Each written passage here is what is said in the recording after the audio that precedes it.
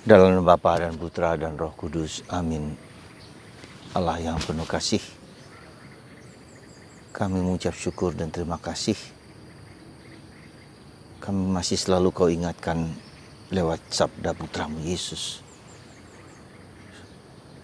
supaya kami sungguh menerima dan mencari Yesus di atas segala sesuatu. Semoga pencarian kami, pengenalan kami, pemahaman kami semakin bertumbuh dan berkembang, terutama di masa pandemi ini. Supaya kami tidak khawatir dan cemas dengan banyak hal, tetapi dalam Yesus kami menjadi kuat, menjadi tahan bantingan. Terpujilah namamu kini dan sepanjang segala masa. Amin. Saudaraku terkasih dalam Kristus, saya sekarang berada di rumah retret Karmel di Tanjung Pinggir, Pematang Siantar. Dalam pertemuan, dalam renungan kita hari ini, kita diajak untuk mengingat kembali kata-kata Yesus yang menurut saya cukup keras dan tajam. Hai angkatan yang jahat. Kita bertanya kepada siapa kata-kata ini ditujukan? Kepada orang Farisi, kepada ahli Taurat, atau kepada kebanyakan orang Yahudi? Karena mereka meminta tanda, dan Yesus tidak akan memberikan tanda selain tanda Nabi Yunus. Dan yang di sini lebih daripada Yunus, lebih daripada Salomo. Dan itu yang Yesus mau mengatakan, Yesus sendiri itu lebih daripada Yunus, lebih daripada Salomo. Kenapa kamu tidak mengerti dan memahaminya dan mungkin bertobat? Saudara, ada satu hal yang menurut saya seringkali harus kita pikirkan dengan sebaik mungkin, yaitu ketertutupan, ya, ketegaran hati kita untuk melihat, memandang kehidupan ini dengan kacamata yang lebih terbuka. Ya, terbuka terhadap segala kemungkinan-kemungkinan yang mengatasi segala kelemahan dan keterbatasan kita. Kita tidak cukup dan seringkali kita tuh cepat, ya, pandangan kita itu sangat terbatas, ya, sangat sempit, sangat dangkal. Dan kita melihat hanya berdasarkan pengalaman-pengalaman batinia kita, pengalaman-pengalaman kita yang sempit itu. Nah, itulah sebabnya Yesus mengecam orang-orang Farisi, katakanlah orang Farisi ahli Taurat, orang yang terpandai, orang pandai yang mempelajari kitab suci. Kalau orang Yahudi pada umumnya, ya mungkin mereka hanya tahu dan mendengar. Dan itu menunjukkan kepada kita bahwa mereka yang belajar kitab suci, pasti mereka tahu apa yang sebetulnya mereka lihat, mereka pelajari, mereka resapi, mereka mengerti, mereka pahami dengan baik. Tapi mereka tidak mau terbuka dan membuka diri terhadap kemungkinan-kemungkinan yang terbatas yang mereka miliki. Dan inilah saudaraku terkasih, dalam proses perjalanan hidup kita, dalam hidup rohani kita, ada satu hal yang menurut saya sangat fundamental dan sangat penting, yaitu apa? Kesadaran, awareness, consciousness, kesadaran. Kesadaran tentang apa? Jadi kesadaran itu bukan hanya orang tahu. Kesadaran itu bukan hanya orang mengerti, orang paham ajaran Kristen, ajaran Katolik, mengapa mengikuti Yesus, harus mengikuti Yesus dan seterusnya, mengapa harus menderita. Tetapi dengan pengalaman kehidupan kita sehari-hari, ya, dari pengalaman hidup kita sehari-hari, dalam pergulatan kita, dalam perjuangan kita itu, ada suatu pengalaman batin yang menekankan dan menerangkan tentang keselamatan itu seperti apa. Ya. Jadi kita tidak cukup hanya menjalankan segala perintah gereja, perintah Tuhan, baca kitab suci, doa rosario, kitab suci, ekaristi, tetapi kita memiliki pemahaman yang benar tentang keselamatan. Ya. Dan siapa yang membawa keselamatan itu kepada kita? Sekali lagi, siapa? Ya. Ketika kita beriman, kita harus tahu siapa Jadi bukan hanya apa, tetapi siapa. Bukan hanya kehebatan penampilan manusiawinya, kecantikannya, kegantengannya, kecerdasannya, bukan itu. Tapi sejauh mana orang yang kita imani itu membawa kita kepada keselamatan, kepada keabadian, ya, kepada kehidupan kita yang terakhir, yang abadi. Ya. Dan itu yang harus menjadi pegangan kita di dalam penghayatan iman kita. Sejauh mana Tuhan, sejauh mana imanku, harapan dan kasihku, ya, pergaulanku setiap hari itu membawa saya kepada keselamatan. Ya, apakah salib yang kita tanggung itu membawa kita kepada pengertian yang benar akan keselamatan?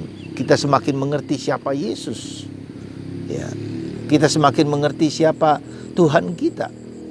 Kita menjadi semakin mengerti, memahami dan menyelami dan menghayati dan meyakini bahwa hanya bersama Yesus, dengan Yesus, oleh Yesus, kita menjadi sadar bahwa Yesus segala-galanya. Ya, sekali lagi, bahwa Yesus segala-galanya bagi kita. Nah, ini pengalaman ini harus membawa kita dari seluruh interaksi kita dengan orang lain, dengan siapapun juga, itu harus membawa kita kepada pemahaman itu. Maka Yesus menjadi marah kepada orang Farisi dan ahli Taurat karena mereka tidak mampu masuk ke dalam relasi, ya, ke dalam keterbukaan, ke dalam penghayatan yang berbeda dari apa yang mereka lihat dan mereka alami. Ya, tertutup dengan apa yang sudah ada, ya, dan terhadap tradisi-tradisi yang lama, dan itu dianggap sebagai sesuatu yang yang dapat membebaskan mereka, yang dapat memberikan kebahagiaan. Maka iman itu adalah suatu yang dinamis, ya, yang jatuh dan bangun, ya. Dan itulah kita juga dalam penghayatan kita akan Kristus, jatuh dan bangun lewat salib. Betulkah ini? Ya. Mengapa aku tidak mengalami kebahagiaan, kedamaian? Dan itu juga menuntut dari kita suatu proses pemurnian, suatu proses penyangkalan diri, suatu proses penanggalan ego-ego kita. Ya. Katakanlah suatu proses penelanjangan keinginan-keinginan nafsu-nafsu kita semua dalam ketujuh dosa yang kita sedang usahakan, ya, untuk kita perbaiki. Dosa kesombongan, dosa kemalasan, dosa kecabulan, dosa keserakahan, dosa kikir. Ya. Itu semua. Jadi pengalaman yang ringkasan dari semua pengalaman itu supaya kita akhirnya menjadi berbahagialah orang yang murni hatinya. Karena mereka akan melihat Allah. Jadi proses puasa pantang, proses di masa Prapaskah ini, sekali lagi bukan hanya soal puasa pantang secara fisik. Ya, kita lihat dalam pengalaman Yunus, ya, seorang Israel yang harus menobatkan orang-orang Ninive. Ninive itu adalah orang-orang Irak. Jadi bayangkan, saudara, orang dari Israel pergi ke Ninive untuk menobatkan mereka. Dan makanya Yunus mengeluh dan menolak, ya, menolak permintaan itu. Meskipun kemudian akhirnya dia pergi ke Ninive. Ya, bisa bayangkan ada proses apa yang terjadi ketika maka Tuhan mengabulkan bangsa Ninive. Pertama adalah puasa pantang secara fisik. Semua orang raja dan semua saja pantang secara fisik, ya, tidak makan, tidak minum, lalu menempatkan abu di kepalanya, pakai baju compang-camping. Itu adalah bentuk fisik, ya. Lalu yang kedua, dengan bentuk fisik itu mereka menanggalkan kejahatan-kejahatan yang telah mereka lakukan, melepaskan, ya, mengubah gaya hidup yang lama ke gaya hidup yang baru. Dan ketiga, mereka percaya akan pewartaan Yunus bahwa Tuhan mendengarkan dan menyelamatkan dan menebus dan memperbaiki hidup mereka.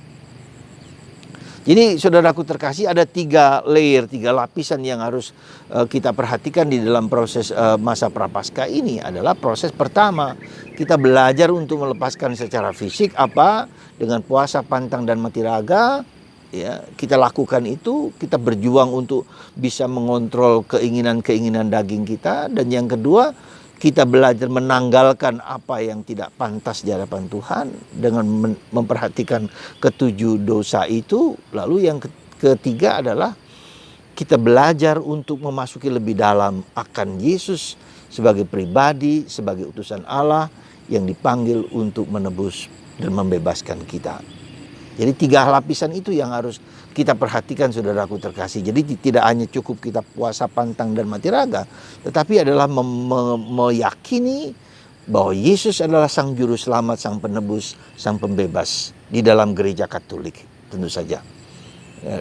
Kita memiliki kedamaian, memiliki perjuangan, memiliki pergulatan.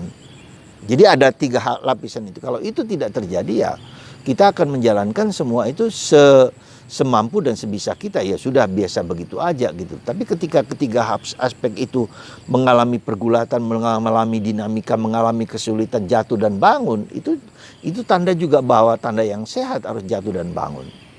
Semoga Anda dan saya dikuatkan untuk terus berjalan untuk memasuki ketiga lapisan ini. Lapisan fisik, ya berpuasa berpantang, lapisan habitual, mengubah cara hidup yang tidak baik, melepaskan segala yang kira-kira menghambat kita. Dan yang ketiga, Yesus adalah sang juru selamat dan penebus.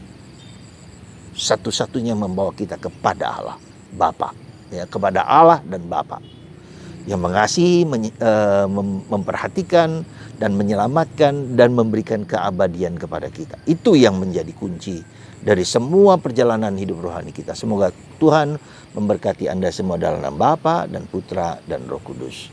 Amin.